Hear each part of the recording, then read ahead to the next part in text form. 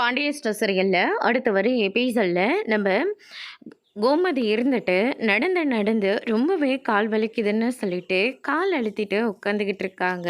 ரொம்ப வலிக்குதுன்னா சொல்லு, போய் நான் மாத்திரை வாங்கிட்டு வரேன் அப்படின்னு சொல்லிட்டு பாண்டியன் வந்து சொன்ன உடனே மாத்திரைலாம் ஒன்றும் வேண்டாங்க, நானே பார்த்துக்கிறேன் அப்படின்ற மாதிரி சொல்கிறாங்க. அப்படின்னா நான் உனக்கு கால் அழுத்தி விடுறேன், காலை கொடு அப்படின்ற மாதிரி சொன்ன உடனே நம்ம கோமதி வந்து பயங்கர அதிர்ச்சி ஆகுறாங்க. என்னங்க காலெல்லாம் அழுத்தி விடுறதா சொல்கிறீங்க? பின்ன நீ எனக்கு எவ்வளோ முக்கியம்னு இந்த ஒரு நாள்லே எனக்கு நீ புரிய வச்சுட்ட. உனக்கு நான் கால் கூட அழுத்த மாட்டேனா கோமதி?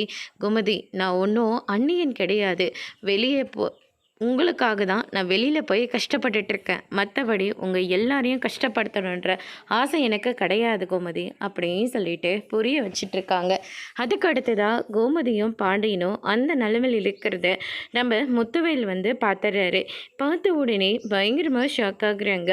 கோமதி, பாண்டியன் என்னை மன்னிச்சிடுங்க அப்படின்னு சொல்லிட்டு மன்னிப்பெல்லாம் கேட்குறாரு. என்னென்ன திடீர்னு வீட்டுக்கு வந்து மன்னிப்பெல்லாம் கேட்டுட்ருக்க, என்னாச்சு அப்படின்னு சொல்லிட்டு கேட்கவும், நீ வீட்டை விட்டு வெளியே போயிட்டு தான் சொன்னாங்க, உனக்கு மரியாதை இல்லாத இடத்துல நீ இருக்கக்கூடாதுன்னு சொன்னாங்க.